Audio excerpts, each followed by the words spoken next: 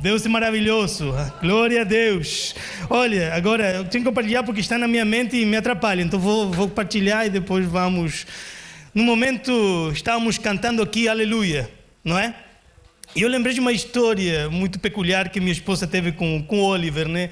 Nesses dias o Oliver tem 2 anos, para quem não conhece. Quem conhece o Oliver? Levanta a mão. Se você não conhece, tem uma coisa que sai no final do culto, vai correr ao seu lado, esse aí é o Oliver, tá? O Oliver perguntou para minha esposa, perguntou: mãe, o que é aleluia? 2 anos. Bom que não perguntou para mim, né? Se não ia falar, bom teólogo, né? Bom, meu filho, no original, semanticamente, a palavra traz... Não, né? A Laura ficou empatada, depois disse: não, aleluia é glorificar a Deus, filho. Então, eu falei: aleluia. Olha só. Eu fico maravilhado com o crescimento do meu filho, mas também com o nosso crescimento. Como nós, aos poucos, vamos fazendo as perguntas certas. Como nós, aos poucos, vamos tentando investigar, pesquisar nos assuntos certos. Como nós, aos poucos, vamos avançando naquelas coisas que antes era loucura, mas hoje estamos conseguindo fazer. Perceba que você tem crescido, pelo menos um pouco, neste tempo. Deus está trabalhando em você. Amém? Irmãos, nesta manhã eu queria trazer eu gosto de vezes de trazer alguns livros meio esquecidos, né? Eu queria falar de Abacuque nesta manhã. Eu não sei nem se estou pronunciando direito, mas se você entendeu, glória a Deus. Eu queria falar de Abacuque, vai pesquisando aí na sua Bíblia. Vamos ler somente o verso 2 do capítulo número 3. Neste dia de Pentecostes, né? Neste dia de lembrar o que Deus tem feito, eu queria que nós possamos clamar a Ele para Ele fazer de novo, para Ele fazer novamente na nossa vida. Senhor, faz de novo o que você fez no tempo de Seymour, faz de novo o que você fez no tempo de Roberts, faz de novo no nosso meio aquilo que você tem feito, mas aquilo também que tem planejado para o nosso tempo. Amém? Achou? Abacuque 3, verso número 2, diz, eu tenho a nova tradução linguagem de hoje, desculpa aí as diferenças, diz: ó Senhor, ouvi falar do que tens feito e estou cheio de temor. Faz agora, em nosso tempo, as coisas maravilhosas que fizeste no passado, para que nós também as vejamos. Mesmo que estejas irado, tem compaixão de nós. O povo de Israel, nesse tempo, não estava passando pelo seu melhor momento. De fato, o profeta está horrorizado com aquilo que vê, não nas nações em volta, mas no povo de Deus. Depois ele vai falar que ele também sabe que as nações em volta, por exemplo, Babilônia, que aparece também neste livro, era uma nação terrível. Mas o assombro, o que chama a atenção do profeta, o que assusta o profeta, o que indigna o profeta é a situação do povo de Deus. O povo de Deus estava vivendo um declínio moral terrível. Era um tempo de decadência. Era um tempo que a vida moral e espiritual tinha sido descuidada por muito tempo.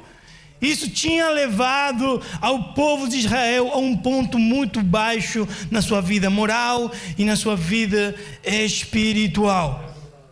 Neste ano nós estamos falando de ser edificado, nós estamos falando de edifícios.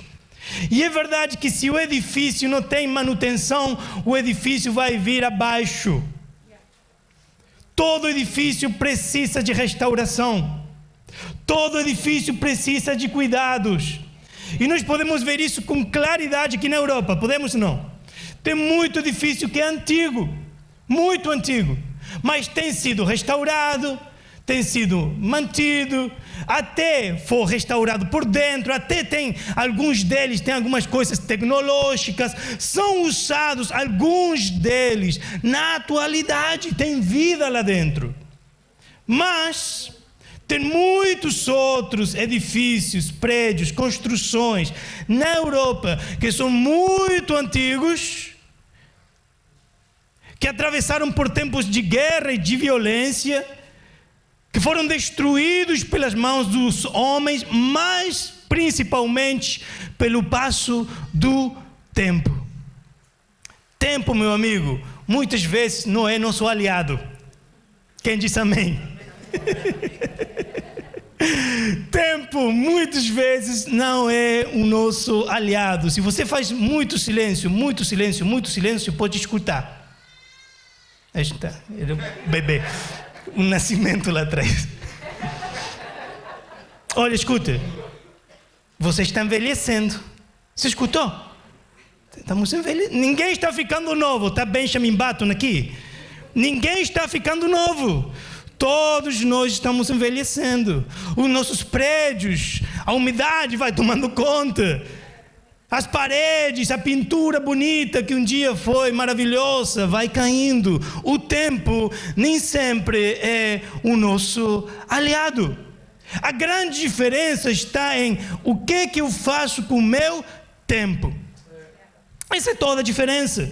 Maturidade não é que eu sou velho, porque há muitas pessoas que são experientes na vida, que têm boa idade, mas não são muito maduros.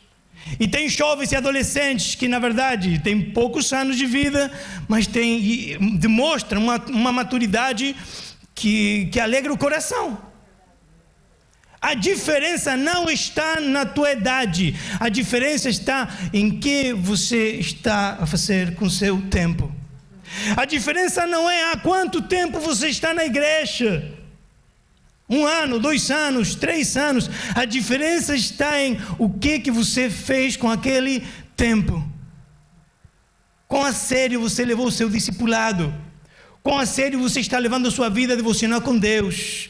Como que está o departamento de restauração aí na sua vida? Quem está cuidando das paredes? Quem está cuidando da moralidade? Quem está cuidando da espiritualidade? Você tem que prestar atenção à condição da sua vida, porque o tempo, meu amigo, nem sempre é o nosso aliado.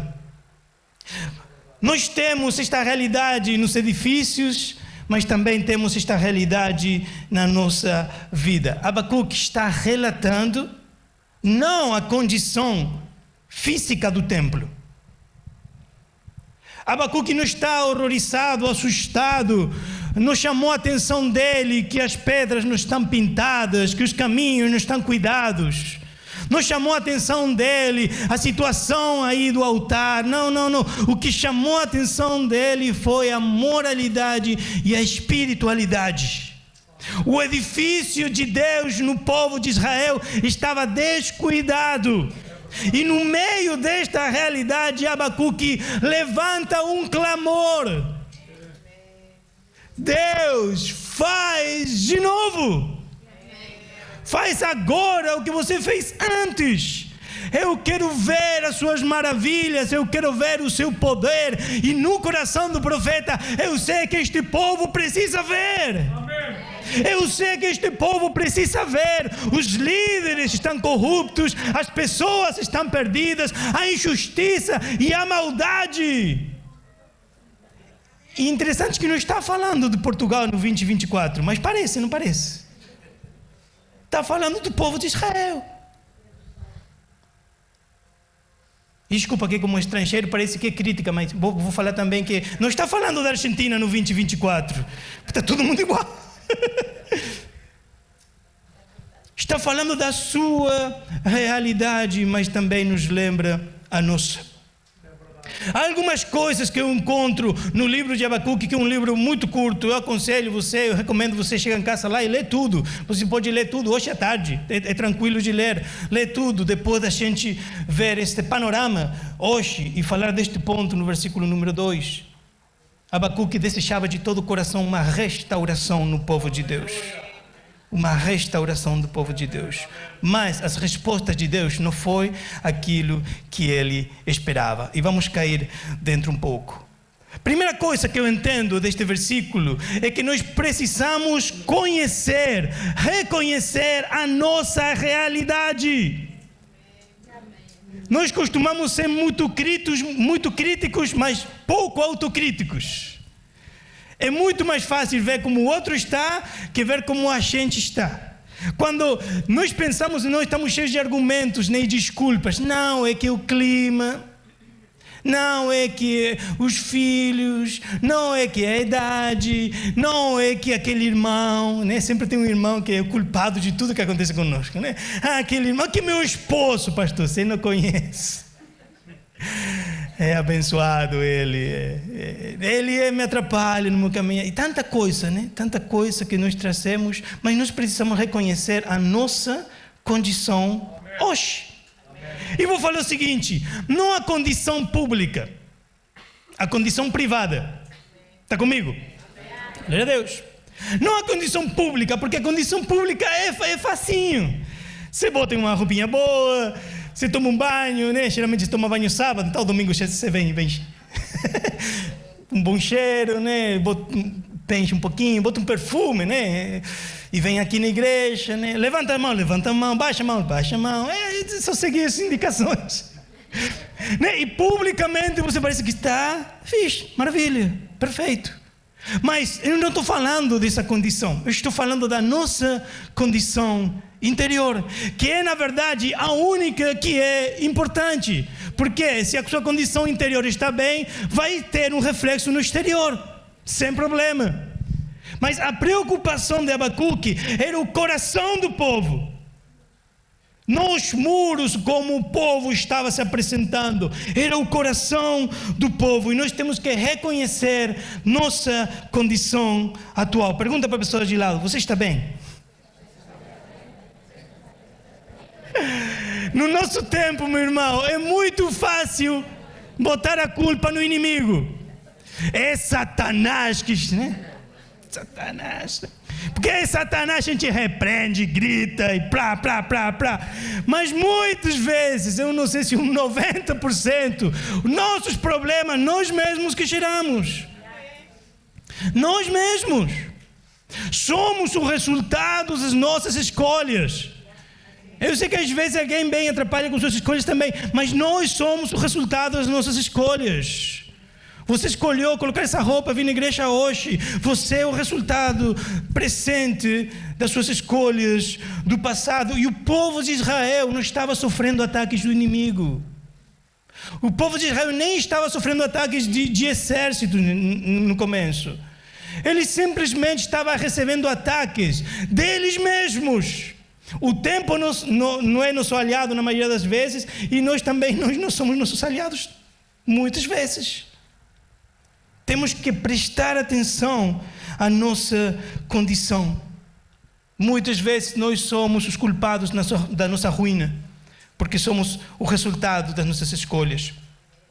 O profeta foi duro com o povo de Israel, muito duro. Ele falou de violência, ele falou de maldade, ele falou de injustiça, ele falou de um afastamento total, não parcial, total da lei. Ele fez uma descrição, uma radiologia, uma imagem aí total da condição do povo de Israel. O interessante deste profeta, vou falar mais disso depois, mas o interessante é que a maioria dos profetas, o que faz? Né? Percebe uma realidade, vai lá e fala com o povo, né? E fala a verdade para o povo. É uma profetada, né? A famosa profetada, né? Metade profecia, metade bofetada. Obrigado. Sempre tem aí um perdido que me ajuda. Então. Mas a diferença desse profeta é que todo o livro é um diálogo com Deus. Você pega cada um dos capítulos e é um diálogo com Deus. Está a falar com Deus, não está a falar com o povo. Ele vai a Deus e diz: Deus, como se Deus não conhecesse, né? Deus, essa é a condição do povo, me ajuda, faz alguma coisa.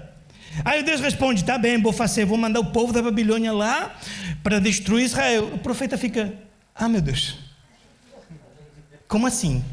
Mas se Babilônia é pior que a gente, mas Babilônia é terrível, Eles ficam entronizando o seu poder militar. Deus, eles tratam as pessoas igual animais, tem escravos, tem... Deus, eles vão ser aqueles que vão trazer justiça. E Deus levanta aquela temática, né? Não, sou eu que trago justiça. Eu vou só esse povo, mas depois eu vou destruir esse povo. Fica tranquilo, mas há um processo. No clamor de Abacuque não escutou a resposta que esperava. Alguém se sente identificado? Levanta a mão aí. Em algum momento da vida, você fala para Deus alguma coisa e Deus fala a resposta e você fala: ah, Deus, é mesmo assim. Mas aquele é pior do que eu. Se nós já sabemos as respostas, nós já somos Deus. Mas nós não sabemos nada. E por isso que clamamos a Ele. Amém. Temos que reconhecer que a nossa condição na vida espiritual é uma vida espiritual fina, pequena. Nossa perspectiva de observar e de entender é limitada. Nós não sabemos tudo. Nós não sabemos nem o 0,01% de tudo. Nós precisamos da logística de Deus.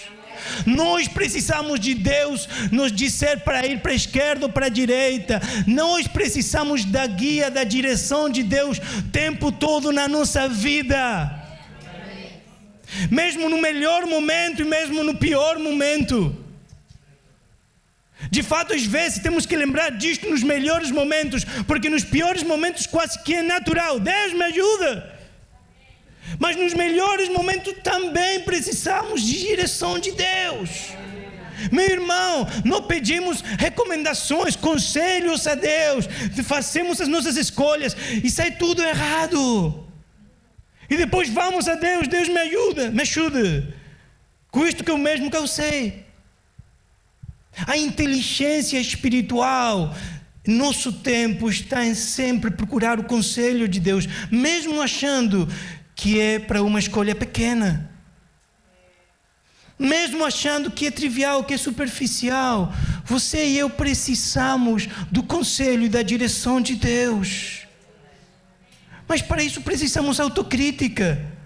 Às vezes eu falo com pessoas que sei que está tudo errado, e quando eu pergunto, me diz que está tudo bem. Eu pergunto de novo: não, mas está tudo maravilhoso. Parece que quanto mais pergunto, melhor a coisa. Mas é visível que não está, porque não há autocrítica, porque nós não conseguimos ver com sinceridade, não com violência, com sinceridade. Olha, isto eu preciso mudar. Eu tenho dificuldade nesta área. Isso é manutenção do prédio. Isso é cuidar do edifício. Deixa na sua casa um pouquinho de umidade. Vai depois uma semana. Vai depois um mês. Vai depois um ano. Aquela pequena coisa estragou sua casa. Aqueles pequenos animais que deixamos entrar na vida. Ah, é pequeno, não faz mal. Ele vai crescer. Ele vai comer você. Aí que nós temos que ser firmes. Amém. Mas temos costume de ser firmes com os irmãos. Você precisa. E nós não somos. Eu preciso.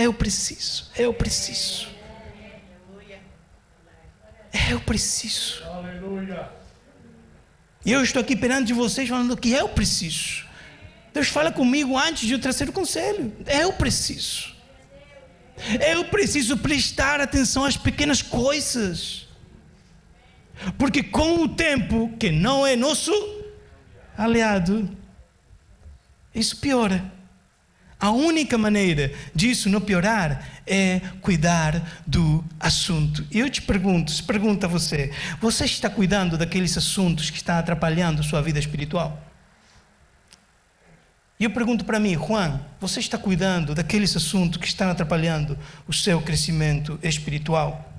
Em que condições está o nosso edifício? O segundo que eu entendo neste versículo é que depois de entender qual é a nossa situação, temos que clamar a Deus por restauração. Nós não temos que ir de fofoca para aqui e para lá. Podemos pedir para falar com algum líder, para orar por nós, mas nós temos que clamar a Deus. Clamar a Deus. Mesmo antes de ir a falar com um líder, Deus fala com ele para falar comigo. Estou desesperado, me ajuda. Porque no final de contas, tudo vem de Deus. A oração e a palavra vem direcionada de Deus. Não vem dos homens, não vem das mulheres, não vem das pessoas. É Deus que pode e quer restaurar a nossa vida. E eu clamo e espero que não seja necessário uma Babilônia na sua vida para você entender isto. Que não seja necessário chegar a uma situação crítica para entender isto. Somos o resultado das nossas escolhas, irmãos. Eu, no nosso último tempo em Espanha, falando com um grupo de jovens que pastoreávamos, eu falei com muita dor no meu coração e alegria ao mesmo tempo, porque era uma mistura. Eu falei de uma realidade que tenho observado ao longo do ministério. Muitas vezes voltamos aos lugares onde ministramos e encontramos dois tipos de pessoas. Pessoas que estão desfrutando dos frutos das suas escolhas e pessoas que estão recolhendo as peças partidas da sua vida pelas más escolhas. Duas. É verdade.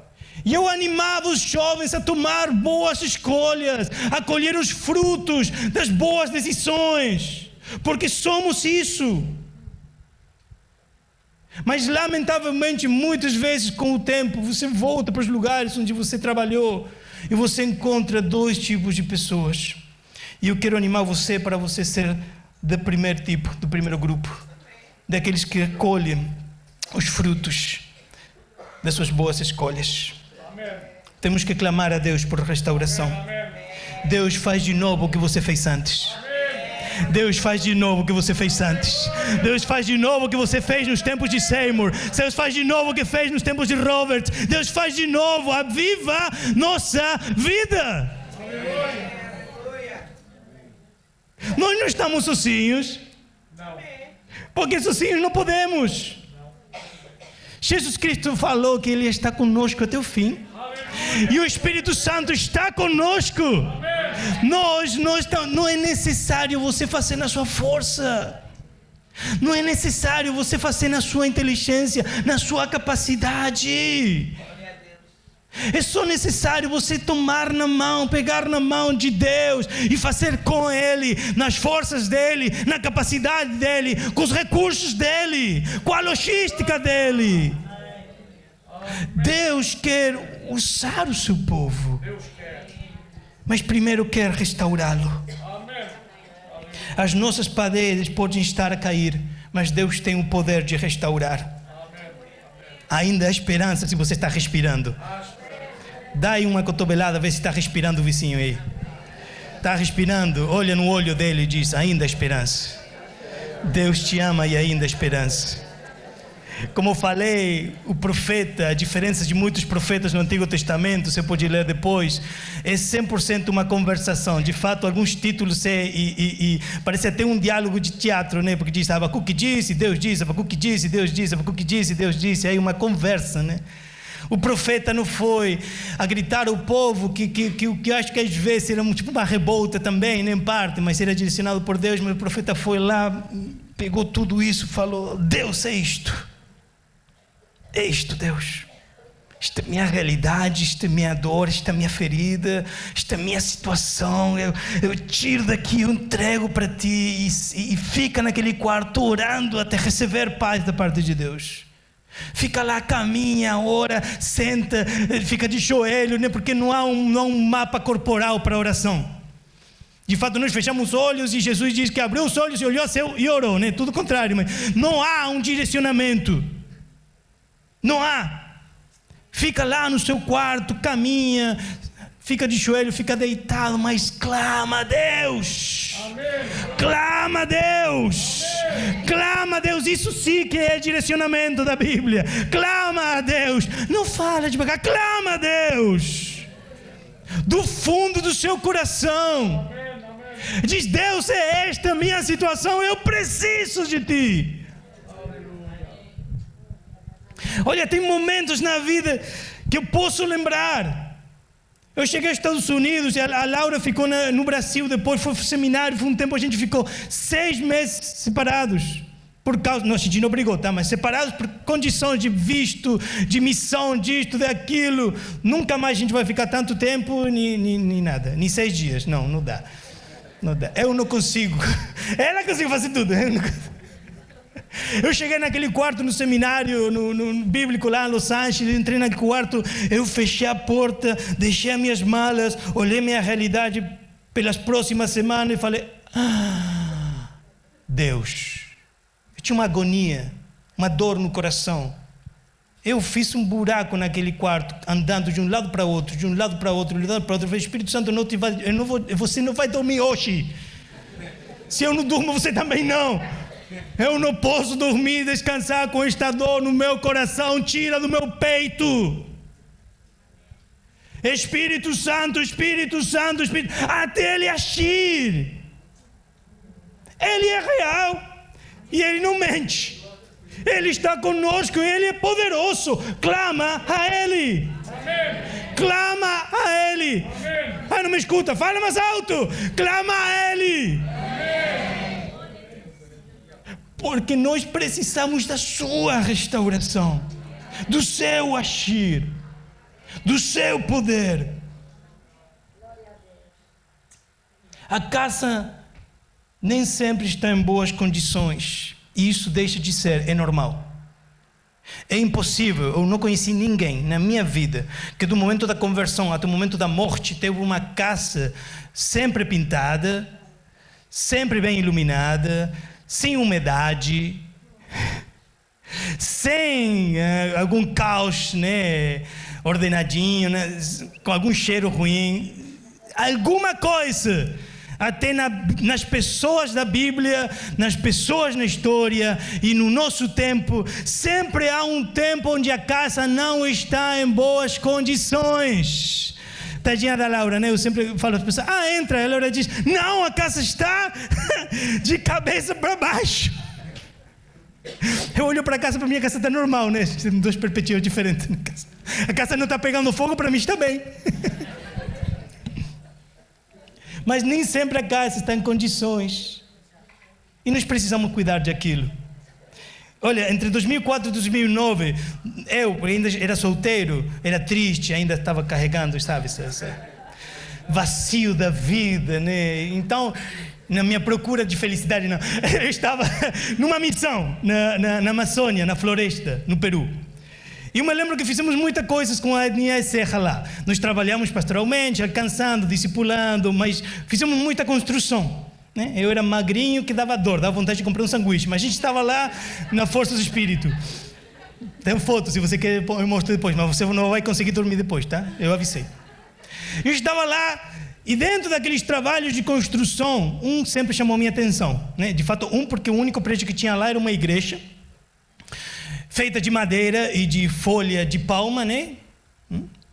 Que eram 4 columnas tortas. Faz comigo, eu quero ver. 4 colunas tortas. Eu faço rir você faz rir.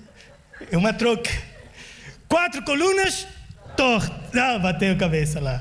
4 colunas tortas, né? E um teto de palha meio queimado, porque tinham tacado fogo lá na tentativa de acabar com a obra, os próprios nativos.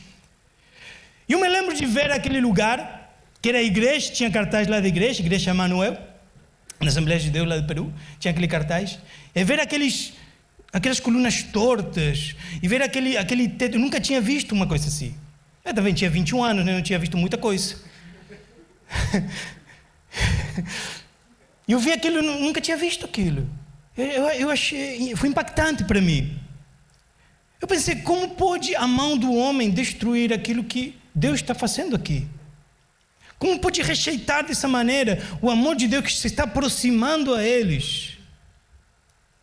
O tempo também estava destruindo o templo, mas foi necessário muito trabalho para restaurá-lo.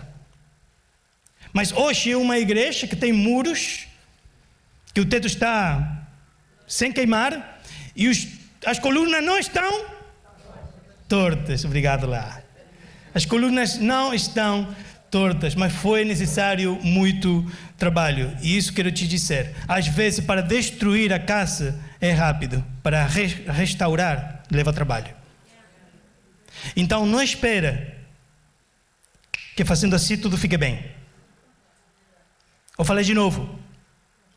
Destruir a casa é rápido. Restaurá-la leva muito trabalho. Então, não espera que aquilo que você tem feito na sua família, veio na hora certa, que aquilo que você tem feito na sua própria vida fique bem da noite à manhã. Mas deixa de ser. Deus diz que Ele vai fazer. Pode levar tempo, mas Deus vai fazer. Confia e fica firme. Não volte atrás. Confia e fica firme, porque Ele vai fazer. O último que eu entendo, finalizando nesta manhã, é que temos que lembrar que Deus sempre vai sair vitorioso. Aleluia! Neste tempo da conversa, Abacuque estava meio desesperado. O povo da Babilônia vai vir e eles vão ser elementos de justiça. E Deus tem que lembrar, não, mas espera, eu vou destruir a Babilônia também. Eu vou poupar o meu povo, eu vou salvar o meu povo, e eu vou salvar o rei que eu escolhi para esse povo. Deus está manifestando que possivelmente o plano dele para o povo de Israel não era o que Abacuque esperava. De fato, quando é o que a gente espera, né? Porque a gente não tem respostas. E Abacuque meio desesperado, Deus lembra isto: eu sempre vou sair vitorioso. Mesmo a Babilônia sendo um elemento de justiça nesta história, Deus lembra o profeta que ele iria fazer justiça também com o povo da Babilônia. E ele chega nesta conclusão, no capítulo 3, versos 17 e 18. Vamos ler juntos. Versículo 17 ao 18. 17 diz: depois de entender, Abacuque escutou a Deus, ele percebeu que o plano dele era diferente do plano de Deus, que ele meio que não gostava, mas ele tentou entender o resultado, ele tentou ter confiança. E no versículo 17 diz assim: ainda que as figueiras não produzam frutas e as parreiras não deem uvas, ainda que não haja azeitonas para apanhar, nem trigo para colher, ainda que não haja mais ovelhas nos campos, nem gado nos currais. Está o profeta descrevendo a pior das situações. A pior. Ele não está indo tranquilo, não, mesmo que hoje fique muito frio, não, ele está indo na pior das situações, mesmo que nós não tenhamos mesmo o que comer. O nosso povo tenha sido tirado todo o seu poder. Verso 18 diz: mesmo assim eu darei graças ao Senhor e louvarei a Deus, o meu Salvador. O meu Salvador. Tem que ter fé para perceber, mesmo antes da conquista, que eles iam ser salvos por Deus. Tem que ter fé, mesmo entendendo que estamos vivendo tempos difíceis, que parece que não há resposta e não há saída, para levantar um clamor que diga, mesmo na pior das situações, eu vou louvar a Deus. Aleluia. Porque dele vem a minha salvação. Você está esperando a salvação de quem? Do governo? Continua esperando. Quer sentar? Fica confortável. Está esperando a salvação de quem? Da família. Está esperando a salvação de quem? Dos pastores, dos líderes da igreja. A salvação só vem de Deus. A sua resposta só vem de Deus. O sobrenatural só vem de Deus. Abacuque passou por um processo para entender isto e passar de ter uma oração de desesperação a ter uma oração de louvor. E esse é o nosso processo. Deus quer transformar o nosso desespero em confiança. Deus quer transformar a nossa angústia em esperança. e Ele não esqueceu de você. Ele percebe exatamente qual é a condição da sua vida. Ele não esqueceu de você. Por isso, igual Abacuque, nós temos que falar: faz agora, em nosso tempo, as coisas maravilhosas que fizeste no passado.